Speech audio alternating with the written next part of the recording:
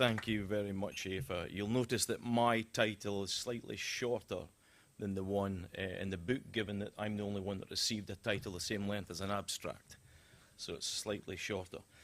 Thank you, Eva, and thank you very much for holding this event in Aberdeen, and thanks very much for the invite to actually come along and speak today. What is interesting for me is that earlier the Fisheries Minister, Fergus Ewan, talked about reputation, and I'll go on to show that actually maintaining the sustainability of the stocks is as important as grabbing bigger shares, and I'll make you aware of why I think that. During this presentation, I used certain tables and slides, and my thanks to Ian Napier from North Atlantic Fisheries College, Paul Fernandez at Aberdeen University, and indeed Anna Matova from Seafish, so my thanks to them. Moving on, so the organisation I represent, I'm Chief Executive of the Scottish Whitefish. We represent 230 vessels, 1,400 men.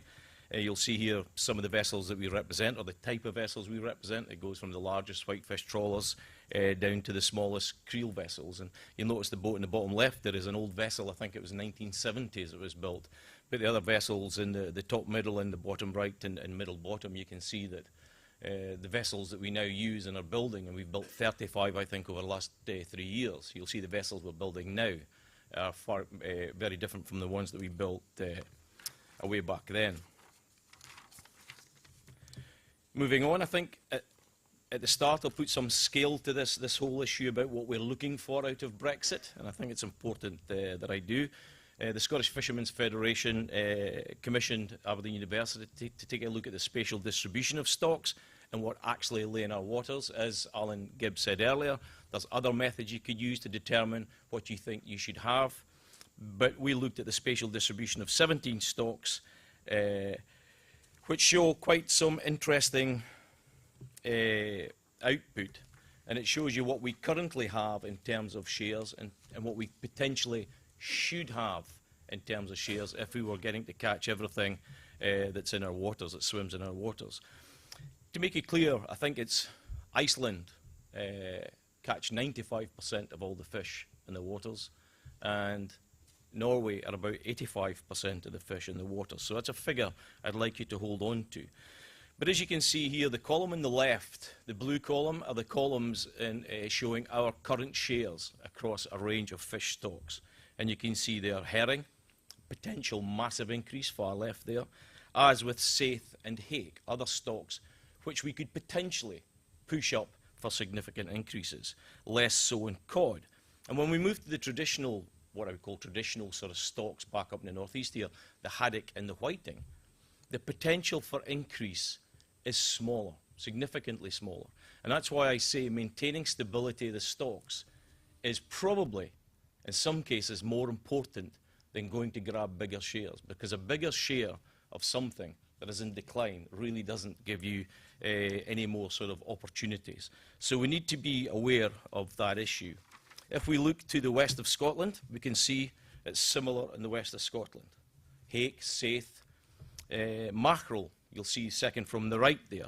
Doesn't seem that big, but it would give a 50% increase almost to the pelagic fleet. And when you talk about the volumes and the value, you can understand that the pelagic sector is quite exercised about trying to get greater shares.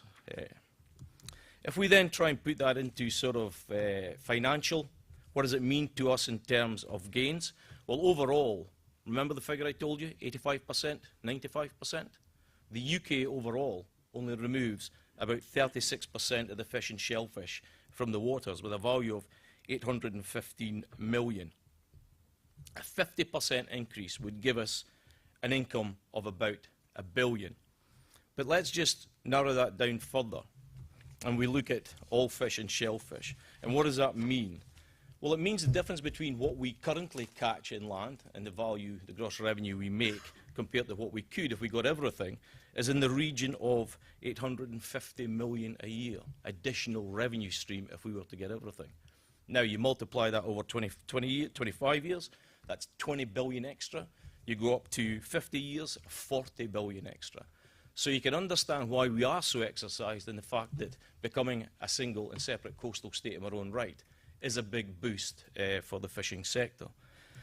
If we move on and analyse that down further, pelagic there, we can see 238 million current income, could be 436 million. Once again, demersal, 815 million, could be almost 1.7 billion. The shellfish, we basically, moving on to shellfish. Shellfish shows a different sort of outlook. And I guess that's why some of the shellfish fishermen have been less exercised on gaining bigger shares, but more exercised about getting the product across the channel.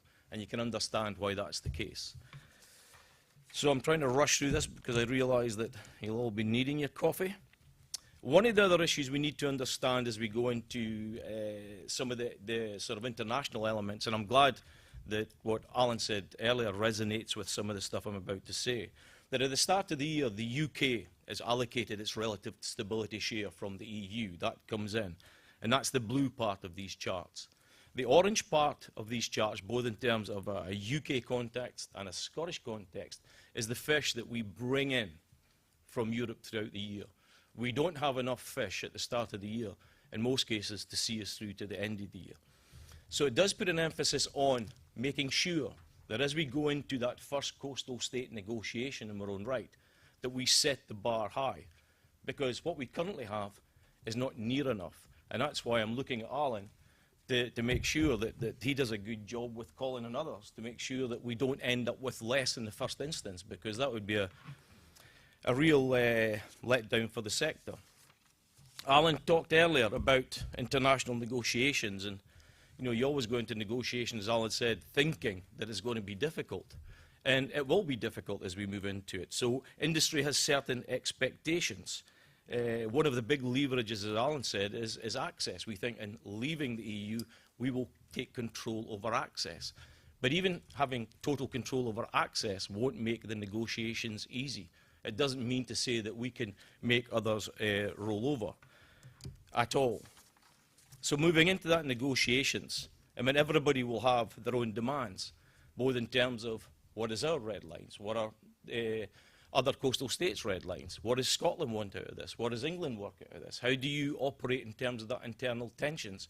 And Alan said earlier that they would like something more formal currently between north of the border and south of the border, because we are a big player in fisheries negotiations. So they will be complex, there will be tensions, and at the end of the day, up here in Scotland, we hope to some degree that our requirements are put over other requirements, given that the access that most people want will be in Scottish waters.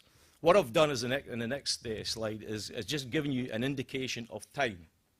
In the first instance, we won't have new shares set on that spatial distribution. What we will do is enter into negotiation, as Alan said, with access and inward transfers. And that will take place over the first few years as we move into what I would class as a new end state, where over time we look at new fixed shares based on certain elements, certain criteria, the social, the economic, the spatial.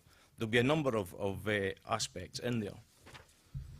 Moving on to trade, and I thank Seafish for this slide. What we can see here is a real dependence by some species and stocks on getting that flow of fish and products across the channel to the EU. You look at shellfish once again, we talked about that earlier. Scallops, prawns, or Norway lobster as it's called, very dependent on getting that product across the channel. And it just shows, in terms of the amount of fish our fish products, seafood products, we actually do put across the channel. It is really significant. So administrative barriers, I mean, everybody talked yesterday, or a number talked yesterday about administrative barriers. There's a number of them. I'm not going to talk again about them, but we do realise there's going to be a lack of boots on the streets. We need, you know, health officers out there. There's not a lot up in the northeast of Scotland. We do imagine, and I spoke to Jimmy about this, that the SMEs will suffer more than the larger companies because of a lack of resource.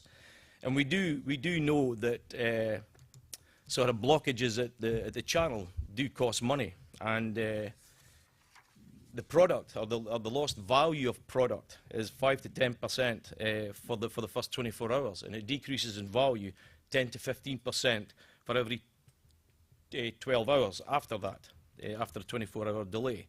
So it will be significant. And even if we have an easy transition from Europe, we do know that the French will kick off at every opportunity. I was recently involved in the Scarlet Wars, and it was interesting to see how that just blew up out of nothing. Just out of nothing. Overnight, there was a flotilla on the high seas challenging our fishermen. And we do know, notwithstanding it might be an easy transition, that we will have problems getting, at some point, getting product across the channel. Moving on, Fisheries Bill. Some people have talked about the Fisheries Bill. Industry is happy with that. We think it gives us an opportunity to create regional and national fishing policy. That's good. But we are aware that there are people trying to make amendments. The Fisheries Bill is at the report stage, I believe. It's still got a long way to go. It's still got to go through a third reading in the Commons. It's still got to go through the same processes in the House of Lords and then come back to the Commons. But we are very, very aware of some of the amendments that are now being introduced, which would put under pressure the FQA allocation system in the UK. And that very much underpins the sector in terms of the value of their asset. And I spoke earlier about building 30 vessels over 3 years. We can only do that because we get money from the bank. And we can only get money from the bank because we have collateral, we have assets. And the asset is pretty much based on the quota. So if you start to dismantle that system, then as a sector, we are facing problems going forward. Moving on, in terms of the regional management that I talked about, we think that the Fisheries Bill should allow us to create a policy that's fit for purpose. We think it should allow us to create tailor-made systems that basically solve some of the issues in Scotland. They may be different from what you've got down south of the border, but we think it's important that we create inclusive systems, systems where the industry is bolted in from the bottom rather than the top. I've operated in a system within Europe for the last 25 years, as have others in this room. And it's very dictatorial, it's very paternalistic, and the industry, although we have advisory councils, are not advising. They are basically ticking the box exercises. And what we'd like to see moving forward is a system of governance where industry is bolted in at every level, and especially the bottom level. I mean, we understand there's other factors in there, the legal, the environmental, a number of factors. But I think having fishermen bolted in would be a useful thing. And I'm looking at Colin Faulkner when I say this, that for the last 24 years, I've been at the EU Norways. And every year I sit in awe because the Norwegian fishermen are sitting in the negotiation with their political leaders. And where are we in the EU? We're sitting out in the corridor by the coffee machine. Now, the reason I'm looking at Colin is we've already spoke to the Scottish Government about this, and we've said it would be a good thing to have fishermen in the room, the experts, and they agree. We haven't had that similar discussion with DEFRA yet. So Colin's here representing DEFRA, so I'm hoping Colin's just listening and is willing to incorporate us in that negotiations. But at the end of the day, I go back to the initial comments I made that getting bigger shares of something is not the solution to the problem. Getting bigger shares and maintaining stocks is the real outcome that we're looking for.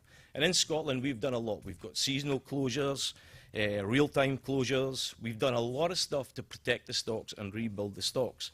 So I think moving forward, we'll have to have a keen eye, not just on negotiations, bigger shares, but it's about the ability to make our own fishing policy be embedded in the structure and actually deliver something that's fit for purpose, something that's adaptive, something that's up for ongoing review, which within Europe doesn't seem to happen at the moment. So we all have a vision. So what is our vision in the Scottish industry? Well, our vision is to get through this because, like everyone else at 6 o'clock this morning, I was up, I was watching the news, I was scouring the media. I now know the eyes go to the right, the nose go to the left. I now have a complete new meaning for indicative. But never mind, at the end of the day, we all have a vision, and that vision for us is increased shares over time. It's about tailor-made catching policy. It's greater participation of the industry, bolted in from the bottom. And ultimately, it's for the communities to benefit from the gains that hopefully we will deliver at the end of the day. And I'll finish there. Thank you.